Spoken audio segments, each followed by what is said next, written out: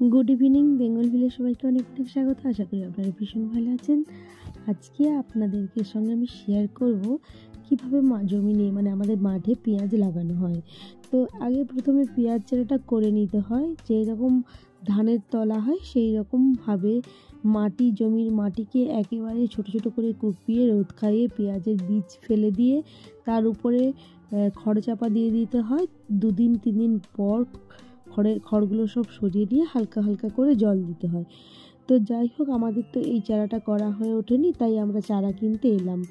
পাশের বাড়ির কাকুর সঙ্গেই এলাম লাইফে, এই প্রথম মালিগ্রামে একজনের বাড়িতে এলাম এই পেঁয়াজ চারা কেনার জন্য। পেঁয়াজ চারাগুলো সব উপড়ে নেওয়া হচ্ছে, 100টা করে নিয়ে একটা করে আটি করা হচ্ছে, খড় দিয়ে বেঁধে দেওয়া হচ্ছে। 120 পেঁয়াজ চারার দাম 20 টাকা। তো সেইখান থেকে মাজমিন থেকে নিয়ে এবার চলে এলাম কালার মধ্যে। এনাদের যে 5 ভাই অধিকারী টাইটেল বললো না, 5 ভাই, এদের মেন বিজনেস এই শীতকালীন সেটা হলো চারা তৈরি করা। তো পেঁয়াজ চারা নিলাম 2700, ওই কাকু নিলেন 8000। এরপর অন্যান্য চারা নেব বলে কালার মধ্যে চলে এলাম। আমি নেব শালগমের চারা, ব্রোকলি, লঙ্কা, বেগুন, বিট, এই চারাগুলো নেব। তার জন্য এদের যে কালাই চারার নার্সারি রয়েছে সেখানে এলাম।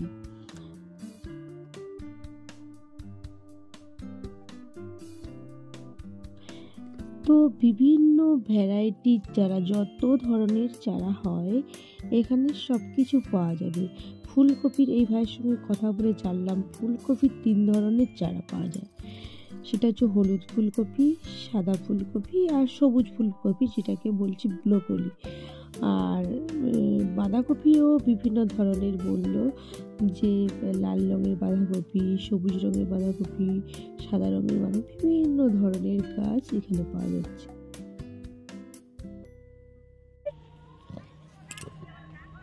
এইভাবে ব্রোকলি চারা জুড়ে যতদূর চোখ যায় বিভিন্ন ধরনের সবজি চারার নার্সারি। তো যে ভাই আমাকে চারা তুলে দিচ্ছে ওই ভাইকে জিজ্ঞাসা করলাম এই চারাগুলোর উপরে নেট দেওয়া কেন। তখন ওই ভাই বলল নেট দেওয়ার কারণ হলো যে যাতে বৃষ্টির ফোঁটা সরাসরি এসে গাছের মধ্যে না পড়ে। সরাসরি গাছের মধ্যে পড়লে তাহলে গাছের দাগ হয়ে যেতে পারে, তার জন্য এই নেটের জালগুলো উপরে ঘেরা রয়েছে। তো এই শীতকালে যত সবজি পাওয়া যায়, যত ধরনের সবজি পাওয়া যায়, যত ধরনের লঙ্কার চারা হয়, বেগুনের চারা হয়, টমেটোর চারা হয়, সবকিছুই এখানে পাওয়া যায়। টমেটোর চারা ওই ভাই বললো যে হাইব্রিড টমেটো। আমি বললাম টমেটোর চারা নেবো, তবে বেশি নেবো না, কম নেব। তো বললো যে হাইব্রিড টমেটোর চারা, দেশি টমেটোর চারা, নারকেলি মানে লম্বাটে ধরনের টমেটোর চারা, এইরকম বিভিন্ন ধরনের টমেটোর চারা রয়েছে। তো পাশের একজন দিদিভাইকে দেখলাম এই চারার বাগান থেকে ফুলকপি 2টো তুলে নিয়ে গেল। তো জানলাম এগুলো প্রথমে চারা রোপণ করা হয়েছিল, তো যতগুলো বিক্রি হয়েছিল বাকিগুলো সব থেকে গিয়েছিল, যার জন্য এইখানের মধ্যেই ফুলকপি হয়ে গিয়েছে। আপনাদেরকে দেখাচ্ছি, দেখুন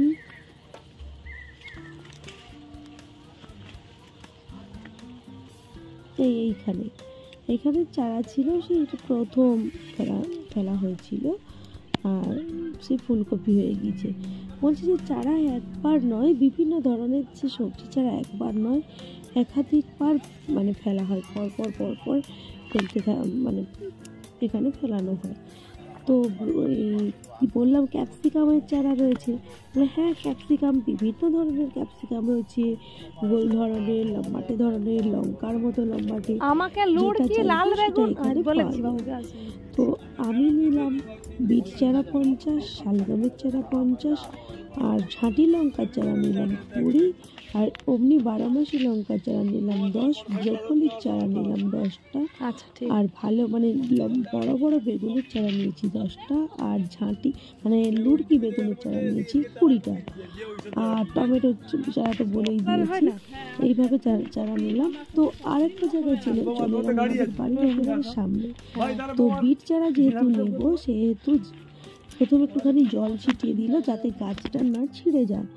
দিয়ে সেখান থেকে বিটের চারা আমাকে 50টা তুলে দিচ্ছে। আর এই দিকটা যে দেখাচ্ছি ওই দিকটাতে টমেটোর চারা রয়েছে বড় বড়, আবার এই সবে সদ্য বেগুনের চারা ফেলেছে। তো যাই হোক না কেন, এত মানে বিভিন্ন ধরনের নার্সারি দেখেছি, গাছের নার্সারি, ক্যাকটাসের নার্সারি, ফুলের নার্সারি, কিন্তু লাইফে প্রথম আমার দেখা যে সবজি চারার নার্সারি। যাই হোক, এখান থেকে চারা সমস্ত নিয়ে নিয়েছি, টাকা মিটিয়ে দিয়ে এবার বাড়ির উদ্দেশ্যে রওনা দিচ্ছি। সন্ধেবেলা চারা এনে রেখে দিলাম, সকাল সকাল জমিনে চলে গেলাম। আমাদের যে কাকিমা এই চারাগুলো রোপণ করার কথা ছিল, তার শরীর খারাপ, তাই দুজনেই লেগে পড়লাম। আমি বললাম চিন্তা করার দরকার নেই, আমি হেল্প করে দেবো। তো প্রথমে ওই সার দিয়ে, গোবর সার আর ওই ডিএপি সার দিয়ে জমিনটা প্রথমে জল দিয়ে দেওয়া হলো। এরপর চারাগুলো রোপণ করা হচ্ছে যেরকম ধান চারা রোপণ করা হয়। তবে ধান চারাকে একটুখানি বেশি গভীরে দেওয়া হয়, এই কেবলমাত্র আঙুল দিয়ে হালকা করে টিপে দিতে হবে। তো আমার ছেলে এসে সে বললো বাবলু আমি ভিডিও করবো, তো ভিডিও করেছে, একটু ভুল ত্রুটি রয়েছে। তো যাই হোক, চারা রোপণ হয়ে গিয়েছে, দেখুন আপনাদেরকে সঙ্গে শেয়ার করছি। এইভাবে চারাগুলো রোপণ করা হয়ে গেছে, সবগুলো শুয়ে পড়েছে, কিন্তু আগামীকাল দেখা যাবে যে সব চারাগুলোই আবার সোজা হয়ে গিয়েছে। যাই হোক, পেঁয়াজ চারা এইভাবে রোপণ করলাম। তারপর কিভাবে পরপর বড় হবে, কি সার দেওয়া হবে না হবে, কি করতে হবে না হবে, সবটাই শেয়ার করবো। আপনারা সঙ্গে থাকুন, ভালো থাকুন, সুস্থ থাকুন।